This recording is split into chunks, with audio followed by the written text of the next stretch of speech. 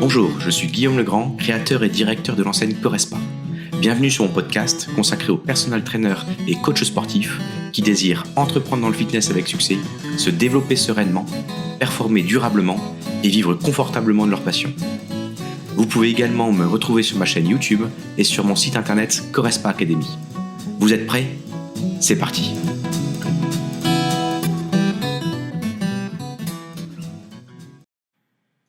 Salut à tous, merci à tous de nous écouter sur ce nouveau podcast XFit Trends. Aujourd'hui, on le dédie à la stratégie. Et pour parler de stratégie, je reçois Guillaume Legrand. Salut Guillaume. Salut Barbara. Alors Guillaume, tu es manager de salle de fitness depuis 2007, ça fait un bon moment, et président de Correspa. Oui. Et tu accompagnes aussi les professionnels des métiers de la forme à entreprendre, à se développer, pour vivre confortablement de leur passion.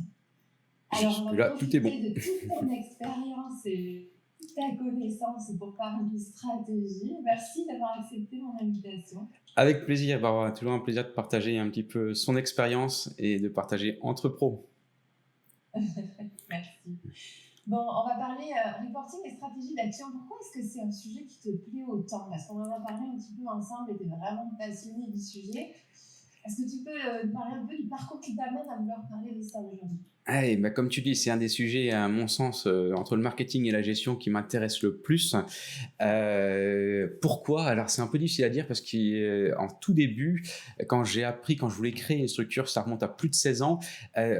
Tu vois, dans l'histoire, ce qui m'avait fait un petit peu peur, c'était quand on voyait le nombre d'entreprises qui pouvaient chuter. Et pourquoi ? La première raison pourquoi une entreprise, entre guillemets, peut ne pas survivre, sur 10 entreprises, il y en a 7 c'est cette raison-là dès la première année, c'est pour des fautes de gestion.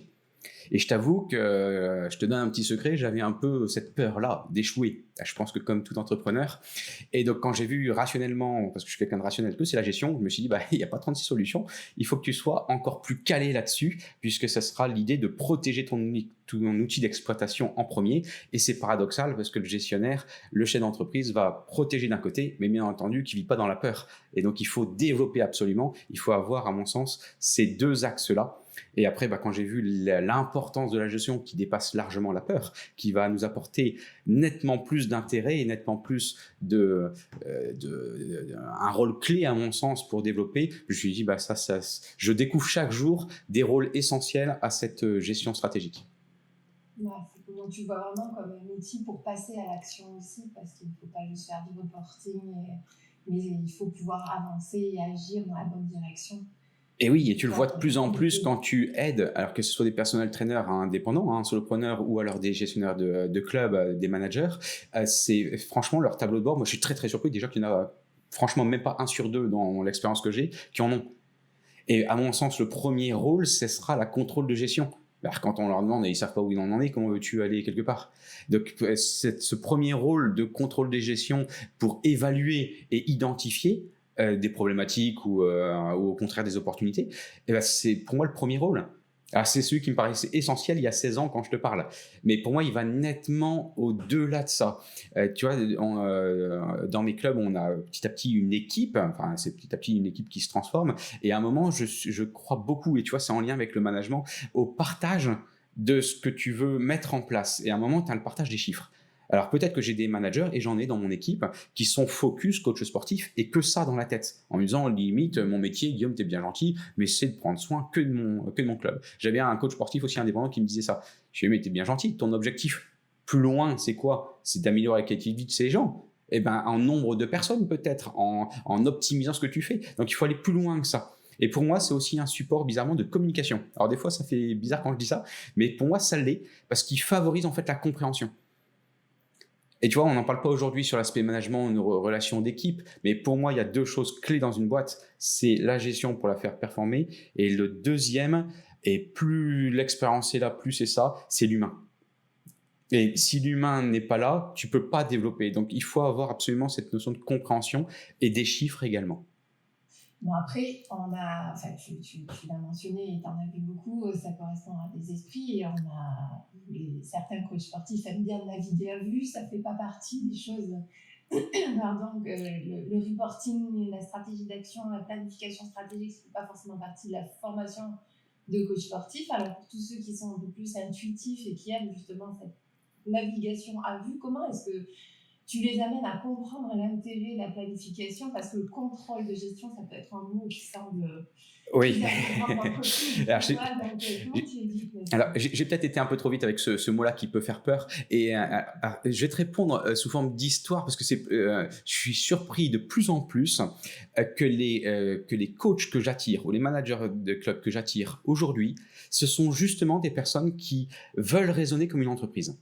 Et si tu regardes le marché du fitness depuis quelques temps, qui a évolué énormément, moi ça fait 16 ans que j'y suis, il évolue énormément, il veut se professionnaliser. Je dis il veut, parce qu'à mon sens, si on parle des coachs sportifs, alors je vais être un peu critique et à mon avis assez clivant, à mon avis il n'est pas assez.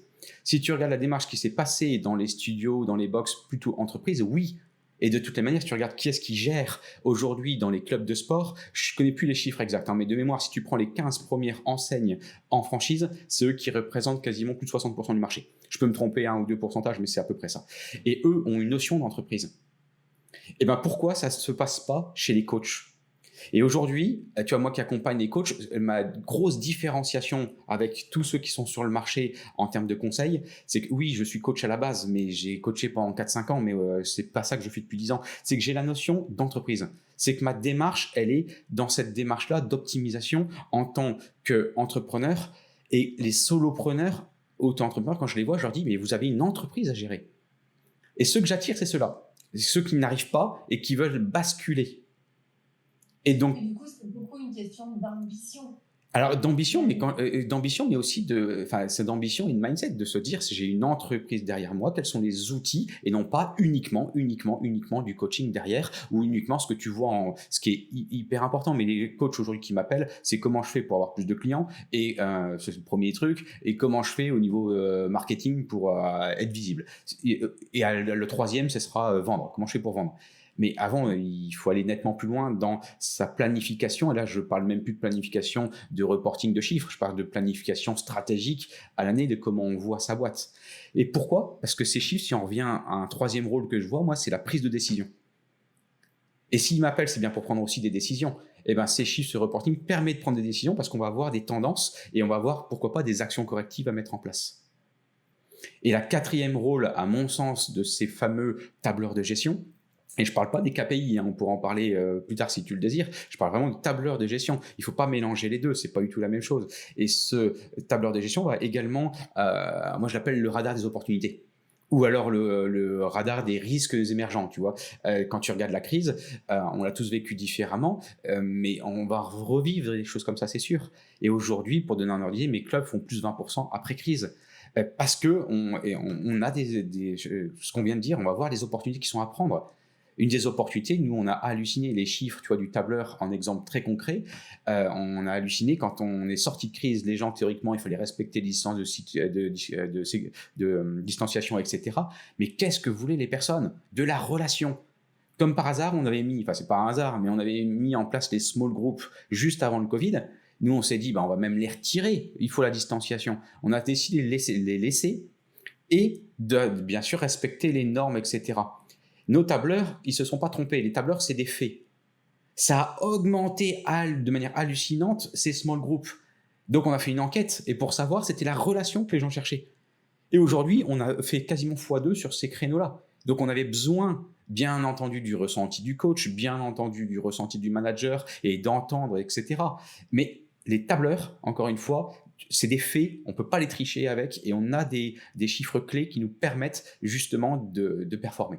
Donc voilà un petit peu pourquoi je suis passionné par ça, parce que un outil de gestion pour pas te planter, ça te permet de mieux communiquer avec tes équipes, ça c'est drôlement important et faire passer les messages et les bons messages, d'une prise de décision très facile et de voir tes opportunités et les risques qu'il peut avoir parce qu'on est dans une société qui bouge très rapidement.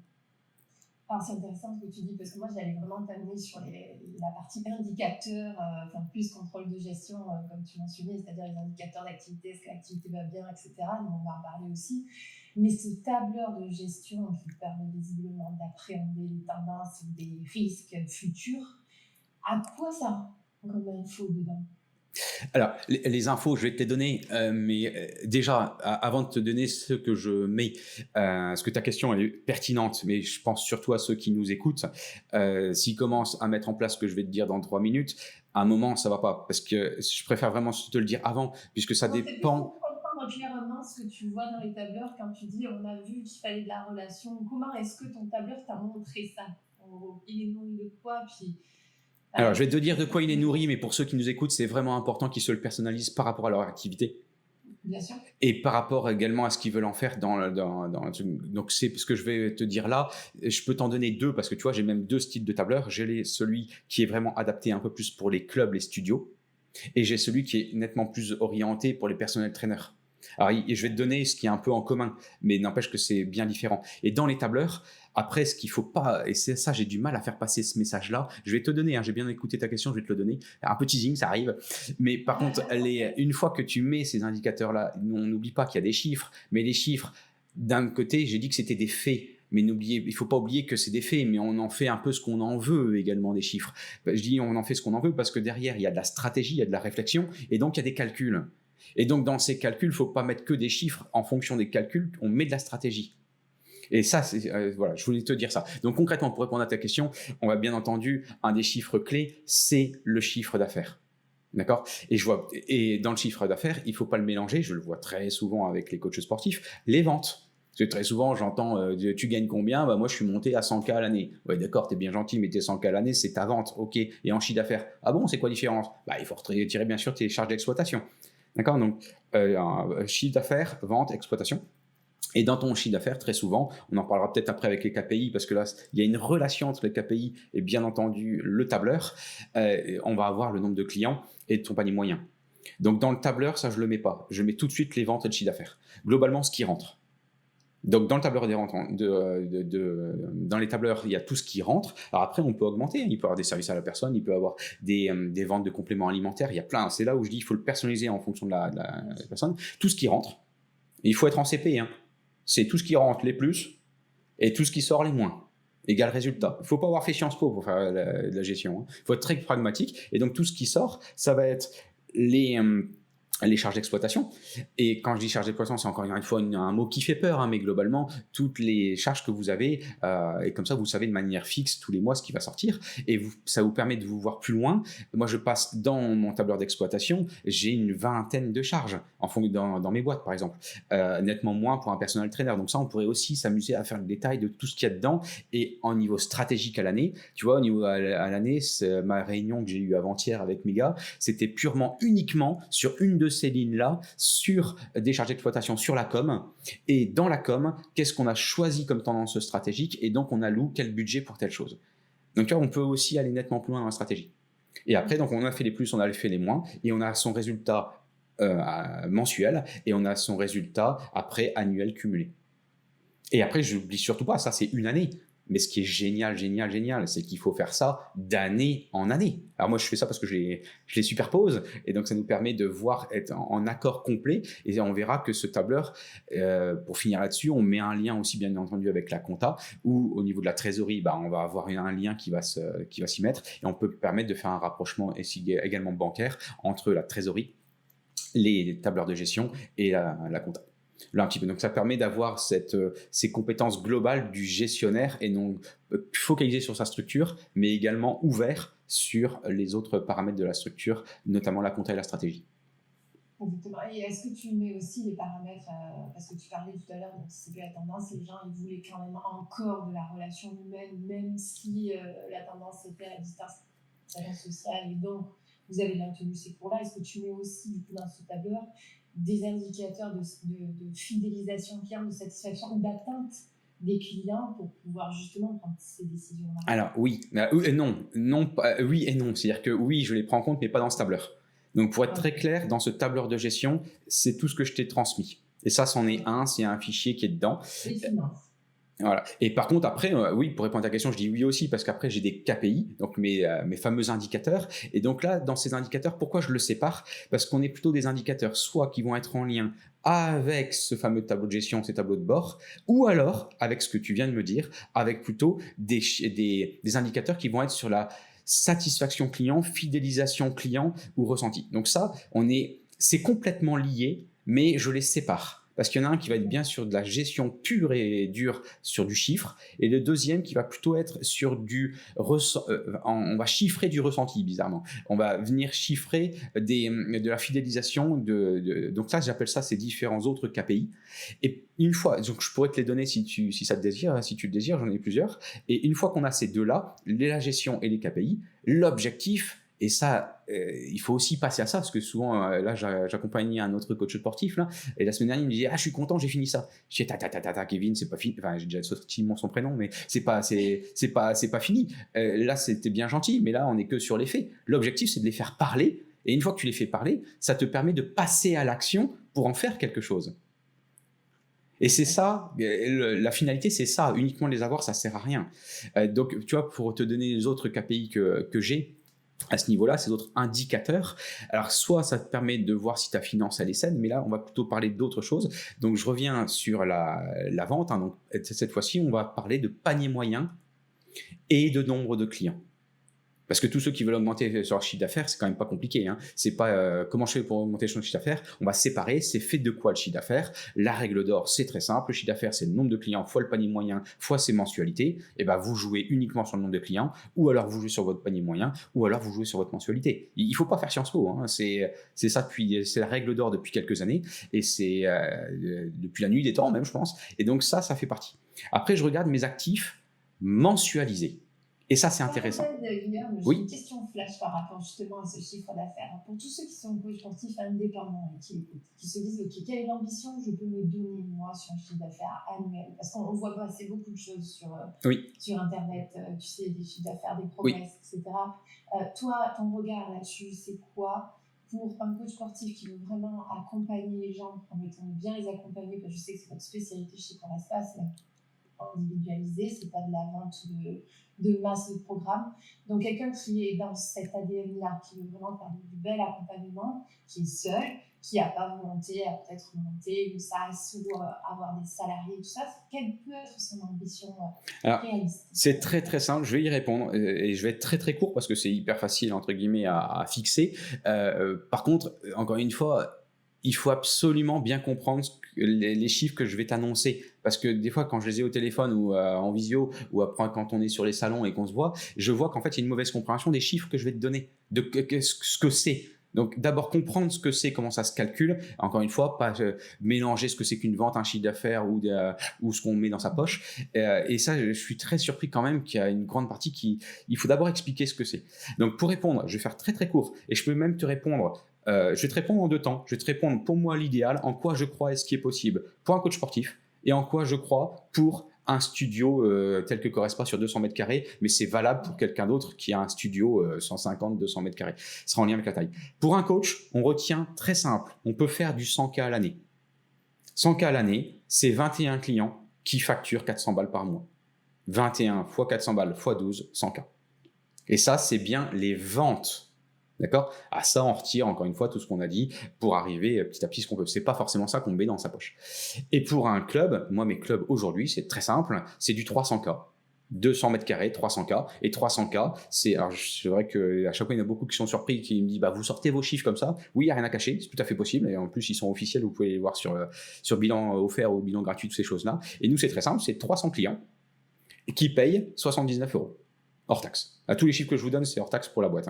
Et donc 300 fois 79, et nous on fait du 13 mensualités, fois 13, ça fait 300K. Et donc combien peut se payer, parce que souvent c'est la question, tu ne m'as pas posé, mais c'est très souvent la question qu'on me pose après, combien peut se poser un chef d'entreprise, un gestionnaire de club comme ça, ou combien peut se payer un coach sportif? Ça va dépendre beaucoup de sa stratégie, parce que moi je mets énormément de charges. L'objectif, un chef d'entreprise, c'est limite, moins je me paye, mieux c'est pour charger au maximum et faire jouer la fiscalité. Et mes structures, on peut gagner 5-6K facile par mois, et un coach sportif peut monter plutôt, il sera entre, on va dire, 3005 et 4005, il va frôler les 5000. On va être dans ces eaux-là, dans les modèles que je viens de te donner. C'est quand même un revenu confortable pour pouvoir vivre d'une passion et changer de vie. Oui. Et par contre, en aparté, tu vois, je dis aussi qu'on n'a rien sans rien. Parce qu'en regardant les réseaux et tout ce qu'on veut, je vois beaucoup, oui, mais l'objectif, semaine des 4 heures et je vais travailler 10 heures pour arriver à ça. Ok, mais venez pas chez moi. Mais je n'ai pas dit l'inverse non plus. Je n'ai pas dit, tu vois, quand je suis au téléphone, c'est ce que je te dis à la fois. Moi, je reviens, j'ai la chance, je suis parti 8 semaines en vacances. Oui. Et il y en a 14 à l'année, oui. Et ce soir, je ne travaillerai plus à 5 heures. Donc oui, c'est tout à fait possible. Donc, on a cette liberté de temps, mais on est quand même une société où des fois, de temps en temps, il y a des sacrés paradoxes. Pour faire ça, ça fait 16 ans que j'existe et on en est largement là dans toutes les structures. Mais par contre, c'est pas en claquant des doigts et ça se fait pas tout seul. Donc, il faut le monter en puissance et il y a un travail à mettre et il y a une expertise à avoir. Et je suppose que pour avoir ce confort aujourd'hui, justement, ton contrôle de gestion de tes indicateurs te permettent de te dire « Ok, je peux partir 8 semaines parce que je sais où on va derrière et j'ai confiance que tout va continuer à bien rouler. » Ah oui, alors là, dans ta seule phrase, je pourrais en discuter 1 heure, hein, parce qu'il y a plusieurs questions derrière tout ça, parce qu'encore une fois, la première notion que je mets, c'est l'humain, et donc la première notion que je mets, c'est la confiance et la bienveillance dans l'équipe, parce que c'est ça qui va permettre de perdurer. Tu vois, je te réponds pas chiffres, hein, je te réponds humain en premier, parce que c'est ça la clé de la réussite. La clé de la réussite, c'est celle-là, et la deuxième, c'est où les risques ont été pris au bon moment. Et bien entendu, pour servir ton client, hein, là, on n'en parle pas, c'est pas le but de notre discussion aujourd'hui, mais la première chose, c'est quelle est ton expérience client pour l'enchanter. Alors ça fait rire quand je dis ça, mais moi je fidélise par l'enchantement. Donc c'est ça qui est le plus important et à avoir. Oui, il faut faire de l'acquisition, mais il faut avoir ça en tête quand même. Et après, il faut vraiment voir que votre boîte elle évolue dans le temps et donc ce changement va se faire dans le temps. Et tu vois là, je parle vraiment pour un personal trainer. Moi, j'ai l'énorme chance d'avoir plusieurs structures. Donc tu doutes bien que chaque manager va fonctionner différemment. Si c'est sa première année, 3e année, 5e année. Là, j'en ai un qui vient d'être, qui a été papa. Tu doutes bien que lui a voulu prendre un peu plus de temps. Ses priorités ont changé aussi. Donc après, il y a des modes de vie où on peut bouger. Est-ce qu'on peut se faire remplacer un peu plus, etc. Tout est libre. Hein. Moi, ce que j'adore, c'est que je suis en train de travailler sur un thème sur apprendre à entreprendre. L'école n'est pas faite pour ça. J'ai rien contre l'école, vraiment rien, parce que c'est pour moi une base. Et le but de l'école, c'est vraiment d'apprendre à l'ensemble des personnes, de l'ensemble de la population, un maximum de réussir et d'être à l'aise dans sa vie. Donc, ok. Mais un entrepreneur, à un moment, il n'y a personne qui apprend à entreprendre. Et c'est ça le gros souci. Et aujourd'hui, il y a beaucoup de gens qui veulent être indépendants. Ils pensent l'être, peut-être, mais est-ce qu'ils ont les qualités, les compétences qui permettent d'aller plus loin ? Et ça c'est hyper important parce que demain, c'est une question de mindset et il va falloir le bosser, ce truc-là. Et il faut être accompagné aujourd'hui parce qu'il n'y a pas d'autre école que celle-là.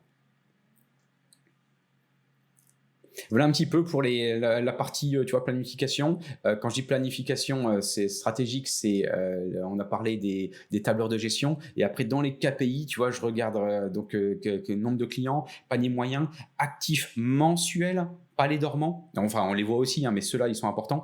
Le panier moyen, franchement, augmentez vos prix, les gars. Augmentez vos prix. Et il faut le faire. Enfin, quand je vois le marché, j'hallucine. Hein. Rendez-vous pour les bilans à venir. Ça, c'est intéressant.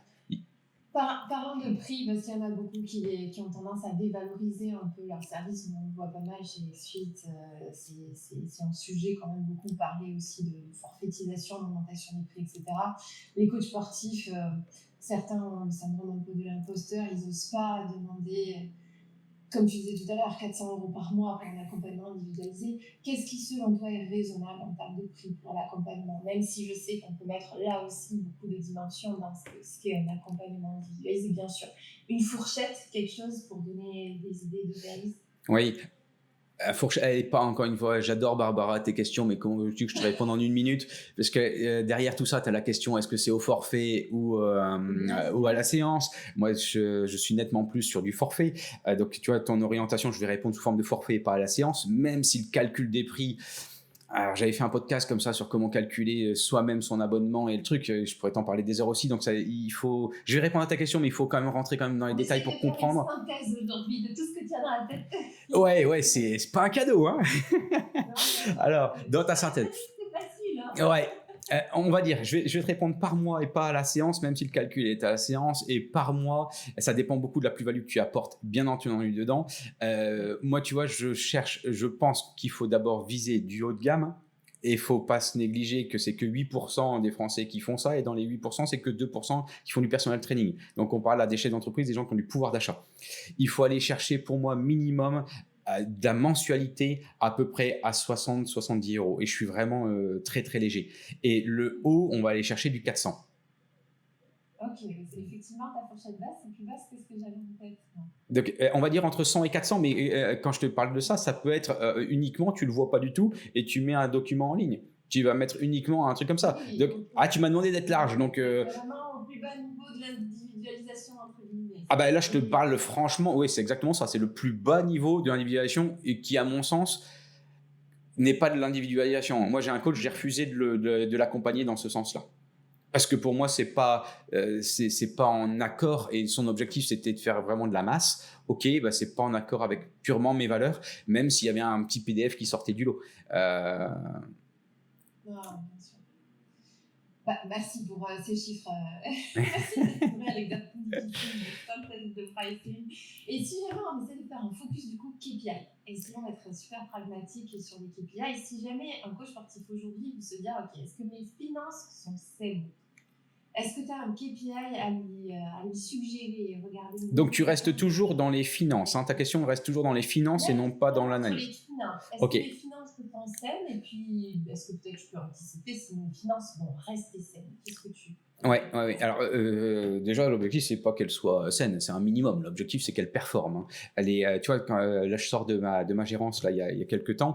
Donc, je donne ces fameux 3-4 chiffres qui sont importants ou dire tout de suite un flash où on en est. Le premier, c'est la trésorerie. Alors, la trésorerie, une fois qu'on a de l'expérience, etc., on n'a pas de souci. Hein. Normalement, ça doit franchement exploser. Mais la trésorerie donne quand même tout de suite un indicateur. Bon, allez, je vais jouer avec le jeu de mots pour voir si les petites souris peuvent aller grignoter dedans. Pourquoi ? Parce que l'objectif, c'est que cette trésorerie vous donne cette liberté de faire plein de choix. D'accord ? Et de toutes les manières, demain, en France, si cette trésorerie est négative, vous êtes mal barré parce que les banques appellent et vous fermez boutique. Donc, la trésorerie, c'est la première chose. Mais normalement, une fois que ça fonctionne, vous n'avez pas de souci. Il faut voir s'il y a un fonds de roulement à avoir. Mais nous, notre activité, on n'est pas trop embêté là-dessus. Question compliquée. Tu suggères un minimum de fonds de roulement ? Oui, enfin, dans mes structures, la question ne se pose pas. Il y a 15 000 balles qui est mis pour la trésorerie, 10 à 15 de dispo dès la première année, et tu vas monter dès la troisième année à peu près à 30 000. Aujourd'hui, j'ai des trésors qui sont à plus de 100 000. Donc, la question ne se pose pas. Moi, j'utilise même mes trésors pour investir dans l'immobilier. Donc, tu vois, il n'y a pas de notion. Pour moi, il n'y a même pas la question, ne doit pas se poser. Elle doit se poser peut-être chez les personnel trainers qui vont débuter au tout début et qui ne raisonnent pas comme entreprise. C'est-à-dire que quand ils veulent sortir, je donne des cours là, sur la fac et je leur dis à chaque fois, ok, vous vous lancez, vous êtes formé là, fin juin, vous avez votre diplôme, vous voulez être personnel trainer, combien vous mettez sur la table pendant 12 mois l'année prochaine pour pouvoir performer? Et à chaque fois, ils me regardent, mais pourquoi j'ai jamais raisonné comme ça? Mais oui, mais demain, tu es entrepreneur. Donc, combien tu mets en apport pour pouvoir mettre en place tout ce que tu as voulu mettre? Et dedans, tu as la partie fonds de roulement, trésorerie qui est pris en compte. Autrement, tu peux pas investir, tu peux rien faire, tu peux pas avancer. C'est pas au petit à petit qu'on avance là-dessus. Et ça, je sais que ça fait mal de le dire, mais c'est quand même comme ça qu'il faut raisonner. Donc, dans les KPI, c'est la trésor en premier. Après, je reviens sur ce que je viens de dire, c'est le chiffre d'affaires. Et donc, le chiffre d'affaires, c'est le nombre de clients et le panier moyen. Et là, après les autres, c'est actif mensuel. Comme ça, on voit vraiment moi, je veux pas de dormant, hein, tu vois. Je veux pas en rappeler, etc. Ceux qui sont vraiment mensuels, etc. Que j'ai tout de suite. Pas tous ceux qui sont malades, pas tous ceux, voilà, les mensuels. Après, le panier moyen. Parce que ça, c'est un sacré indicateur pour voir si tu vends vraiment ce que tu as envie de vendre et, entre guillemets, si tu performes au-dessus. Et tu vois en plus s'il faut retirer des forfaits ou les augmenter, les diminuer. Le nombre de rendez-vous bilan à venir. C'est-à-dire qu'il faut toujours avoir des rendez-vous bilan à venir pour pouvoir, entre guillemets, acquérir le flux de départ et d'avoir ce turnover. Tu parles des bilans offerts pour signer des nouveaux accompagnements. Ouais, tu peux appeler ça des bilans de vente si tu veux, mais l'objectif, oui, je fais pas des séances d'essai, moi, c'est des bilans. Dans les bilans. Un vrai bilan de santé, un vrai bilan de santé. Oui. Ouais. Et tu as un prospect, tu n'as pas encore vendu ton service. C'est ça. Ça, c'est hyper important parce que ton but, c'est quand même d'avoir des bilans tout le temps dans tes rendez-vous pour pouvoir augmenter progressivement et d'avoir cette nouveauté. Nombre de variations du nombre de clients. Donc ça, c'est très simple. C'est les nouveaux inscrits moins les départs. Tu vois, moi, dans un club de 300, alors ça, je suis hyper content de te le dire parce que c'est une des grosses forces à Corespa. Nous, sur 300 clients, j'étais hyper content. Là, notre meilleur club a perdu uniquement 8 clients et l'autre, c'était 11. On en perd. L'objectif, c'est moins de 15 et de s'approcher de 10. Ah, tu vois, ça, c'est des chiffres, on n'en parle pas beaucoup. Les clients restent chez Corespa. Alors ça, c'est une autre question. C'est un parallèle. Hein. Et ça, honnêtement, je le calcule pas. Parce qu'en fait, mes clubs sont ch'tis, on est sur l'île. Et tu as tellement de personnes qui bougent. Parce qu'en fait, j'aimerais bien le calculer s'il n'y avait pas le paramètre. Par exemple, je dois partir pour le travail. Et donc, pas pour des raisons hors Corespa, d'insatisfaction. Donc, c'est pour ça que je le prends pas en compte. Je prends en moyenne combien de personnes partent et combien on acquiert. Et l'objectif, bien sûr, c'est toujours d'avoir cette balance en positif. D'accord ? Et après, c'est le taux de transformation, ça hyper important. S'il faut investir, il faut investir dans ce fameux sales qu'on appelle. L'objectif, c'est vraiment ce taux de transformation. D'où l'humain et d'où la formation. L'idée, c'est de former des coachs à savoir vendre. Parce que ça, c'est si vous avez des personnes, vous avez des leads qui arrivent, des contacts qui sont des leads qualifiés, les leads, vous les avez en bilan, mais vous ne les transformez pas, ça ne sert à rien, votre problème, il est là. Et ça, aujourd'hui, c'est pareil, on ne vous l'apprend pas. D'accord ? Et il faut bien l'apprendre. On est plusieurs sur le marché à proposer ce type de formation. Encore une fois, choisissez bien avec qui vous êtes le plus proche dans le type d'accord, comment on transforme un bilan. Ça, c'est hyper important aussi, parce que des techniques de vente, il y en a plusieurs. On va se recentrer quand même sur une manière de faire, mais n'empêche que la philosophie par rapport à vous qui vous êtes et votre marque qui vous êtes, elle est drôlement importante. Et après, il y en a deux autres, c'est les actifs en fait qui n'ont pas encore de rendez-vous.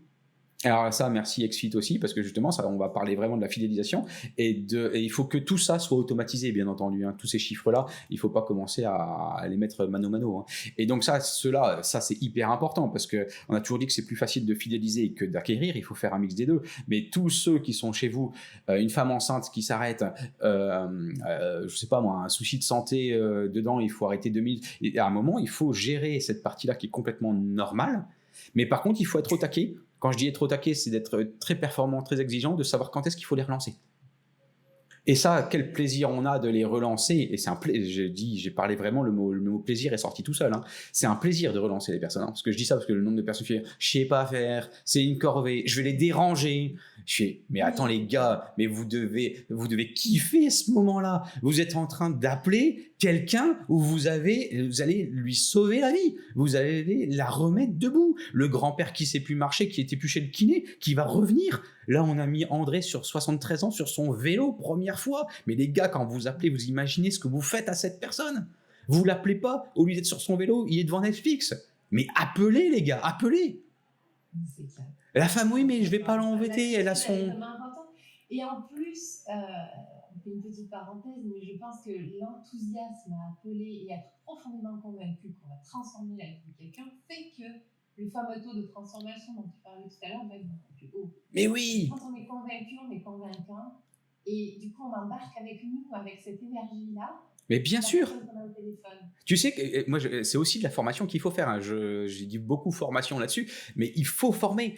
Nous, mais moi, c'est de la théâtralisation, ce truc-là. Nous, quand je les forme, on est au téléphone devant, on se marre, on met un miroir, on s'enregistre.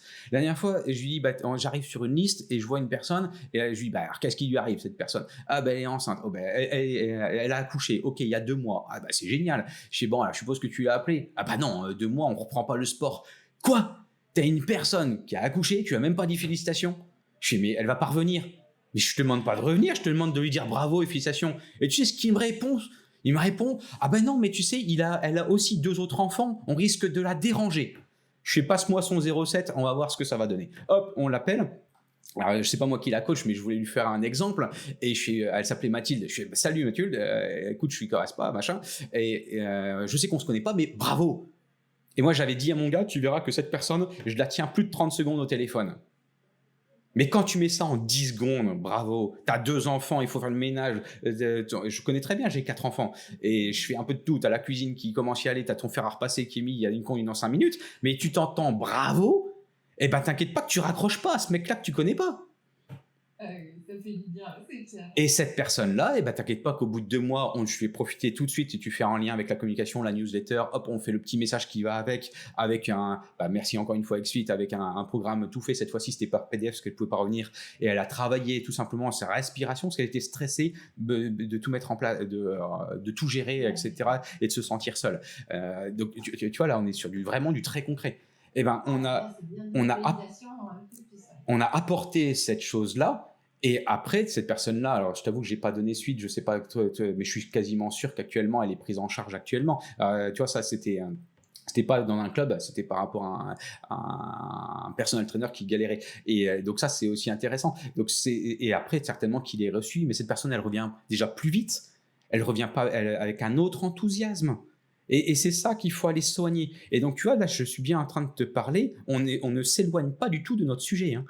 C'est bien les tableurs qui après sur des KPI ont vu des personnes et dans ces actifs à relancer pour pouvoir continuer à fidéliser et l'approcher. Parce qu'il y en a plein qui vont me dire oh, mais quelle est la relation avec tout ça? Il y a une relation directe. Le premier objectif, c'est l'humain. Le premier objectif, tu vois, la vision ne nous correspond pas, c'est d'améliorer la qualité de vie de chacun de nos clients. Oui, et puis après tu mets en œuvre tout ce qui est empathie, ton ADN d'humain à humain, mais c'est ça. Dans tes actions. Là, tu dois le sentir avec l'intensité que j'y mets parce que là, je commence à avoir des sueurs. Là. Ça fait partie de toi et c'est vrai que c'est un métier très très humain. C'est juste qu'on ajoute une couche de gestion. Oui, c'est ça. Et tu vois, je suis content d'aborder ce type de sujet avec toi parce qu'on entend trop parler de l'humain, comment on fait d'être coach, comment on fait les qualités et les compétences. Oui, je suis d'accord, c'est ça qu'on est formé, c'est ça qu'il faut faire. Mais n'empêche que pour avoir appelé cette personne-là, il fallait ses KPI, il fallait ses indicateurs, il fallait la hauteur d'esprit, il fallait voir ces choses-là. C'est pas du pifomètre où on va le faire. Et tout ça, pourquoi? Et mon dernier KPI que je peux te partager, c'est, et tu vas voir que je fais la relation tout de suite. Aujourd'hui, j'adore parler avec toi là-dessus parce que tu m'as demandé la première question, pourquoi je suis passionné? Je pense que tu commences à le comprendre. Et là, j'ai enfin la réponse à la première minute de ta question. C'est parce que tu fais le lien avec la gestion, les purs chiffres, ta casquette gestionnaire et avec l'humain pour servir ton client. Et là, je t'ai donné 2-3 exemples pour servir ton client. Et regarde, je vais terminer tout de suite par autre chose qui est plus de l'humain, mais par contre, on va voir que c'est relié. Mon dernier KPI, c'est ton taux de remplissage. Mon but, c'est de remplir mes clubs. Quand je t'ai dit 300 clients, aujourd'hui, je t'affiche mes 2 structures qui sont au-dessus de 280 clients. Et aujourd'hui, on est sur les 15 clients qui partent, qui rentrent, de trouver absolument la grand-mère qui peut venir à 16h30 parce que c'est difficile d'avoir quelqu'un à 16h30, etc. Donc, c'est vraiment ton dernier remplissage, c'est ça, ton taux de productivité. Et on voit bien qu'on peut être un chef d'entreprise avec une casquette humaine et on peut être un chef d'entreprise avec une casquette de gestion. Il y a 4 casquettes d'un chef d'entreprise. Ces 2-là, après, on rajoute le management et la dernière, on rajoute la technique de s'y prendre dans son activité. Donc, tu fais une belle transition vers la dernière question que je voudrais te poser. C'est justement quel temps il faudrait donner à cette casquette gestion, si jamais on veut être sûr que le pilotage il est correct. Parce qu'on a parlé beaucoup de tableaux, il faut remonter ses chiffres, il faut passer du temps. À quoi ça, et il ne faut pas gaspiller son temps d'accompagnement utile. Donc, à quoi ça devrait ressembler en fait sur une semaine, la gestion, le pilotage de ces tableaux dans l'organisation individuelle d'un coach, d'un manager? Oui, je suis obligé de te répondre encore une fois séparément si tu es personnel trainer ou si tu es manager de club. Parce que tu as quand même beaucoup de similitudes, mais en termes de temps et de responsabilité, ce ne sont pas les mêmes. Et après, en fonction des tableurs que tu as mis en place, parce que si tu es un coach qui part de zéro, il faut déjà mettre tout ça en place. Donc moi, je vais te répondre à ta question une fois que tout est en place et une fois que ça tourne. Et ça, c'est... Mais tu vois, je ne sais pas combien de coachs nous écoutent qui ont ça de mis en place et qui ont déjà mis ça en place qui tourne. Donc, mais pour le mettre, alors moi, c'est très ridicule dans les clubs. Dans les clubs, ma casquette de gestionnaire, si je passe 1 jour par mois, c'est énorme. C'est énorme. Une fois que tout tourne, ça doit être moins que ça. J'ai bien fait les tableurs de gestion.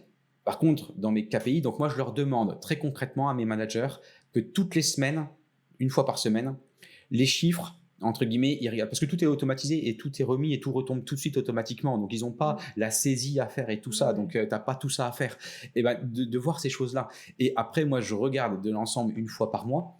Et après, tu doutes bien qu'on a des audits qu'on met en place et des audits stratégiques, et eux ont des notions avec des référents de stratégique également et de la gouvernance, et donc ça, on a besoin de ces outils-là. Donc tu vois, c'est en fait à des moments différents. On va dire minimum une fois par semaine, et un point une fois vraiment dans le mois. Mais il faut voir ta question, où est-ce que ça s'arrête, parce qu'il y a tellement de relations avec de la satisfaction client, études de satisfaction. Il y a tellement de liens si on veut regarder son taux de fidélisation. Donc ça peut basculer vers le marketing, ça peut basculer vers la compta. Quand est-ce qu'on fait son chiffre? Donc, c'est pas évident à répondre à ta question. J'ai essayé de répondre à peu près en temps globalement, mais séparez bien vos tableurs de gestion des KPI. Et pour quelqu'un qui serait tout seul et qui n'est pas dans une structure, parce que Correspa est une structure un peu plus complexe, c'est une franchise, tu as justement, voilà, mais imagine un coach sportif qui est vraiment indépendant et voilà, qui a ses clients et lui à gérer. Combien de temps il devrait prendre ce recul et analyser ce chiffre? Une fois que c'est fait, une fois par semaine, et une fois par semaine, ça va lui prendre une demi-heure. Et se remettre en question tous les mois, je vais dire minimum une heure. Mais tu vois, j'ai hésité à te couper, tu as dit le mot complexe. Mes structures ne sont pas complexes et la gestion de mes structures ne sont pas complexes. C'est un jeu d'enfant une fois que c'est fait. Faut 5 ans pour former un manager, mais ça peut faire peur avec les mots qu'on utilise, mais c'est pas complexe du tout. Mon mot c'était plus quand tu es tout seul, forcément, voilà, c'est tout seul, et toi tu as une structure avec plusieurs succursales, plusieurs personnes à l'intérieur, plusieurs managers, c'est plus dans ce sens-là, c'est forcément un schéma, une architecture de. Sur les structures, oui. Après, tu vois, moi, je vais me faire de la pub, mais je vends un tableur tout fait également pour les managers. Il ne faut pas aller faire Sciences Po, hein, c'est un simple tableur Excel. Et ce simple tableur Excel, il y a 4 onglets en dessous. C'est ton plan d'action stratégique, c'est ton tableur de gestion, c'est tes KPI et c'est ton lien avec le management. Et donc, une fois que tu as ce tableur-là, tu sais le travailler, tu te le personnalises. C'est pas un logiciel que tu as acheté je sais pas combien, avec il faut appeler ton comptable et faire tout ton truc. Tu n'as pas besoin de toi-même, c'est déjà tout clé en main. Oui, et donc dans les, tu as vu, j'ai pas calculé il y en avait combien, mais dans ce que je t'ai donné en tableur de gestion, c'est une bonne dizaine, plus les charges d'exploitation d'indicateurs, et dans les KPI c'est pareil, c'est une dizaine. C'est pas, il faut prendre les choses les plus claires. Hein. Le job c'est de simplifier au maximum et d'aller à l'essentiel. Donc tu vois, tu en as une petite dizaine dans la gestion, tu as une petite dizaine dans les KPI, et je vais dire, on n'en a pas parlé aujourd'hui, mais tu en as aussi à peu près une petite dizaine pour tout ce qui va être plutôt tout ce qui est réseaux sociaux, on va dire tout ce qui est communication. Et donc, si tu gères les 3 x 10, ça te suffit amplement. Mais le tout, c'est de savoir les gérer, de savoir lesquels choisir et de savoir les faire parler. Ok. Guillaume, merci pour toutes ces infos. Je pense qu'on a un peu explosé le temps qu'on s'était donné, parce qu'on voulait vous faire un podcast synthétique de 20 minutes. Alors, on est à 42. Vraiment, j'espère que tout le monde vous a suivi jusqu'au bout. La dernière question, ce sera pour ceux qui sont vraiment intéressés à mettre en place toutes les notions, parce qu'on a apporté beaucoup de notions, mais on n'a pas concrètement dit un tel outil, etc. Donc, quelqu'un qui voudrait mettre en place un outil concrètement dans son quotidien et commencer à piloter comme ça, où est-ce qu'il va trouver de l'information maintenant?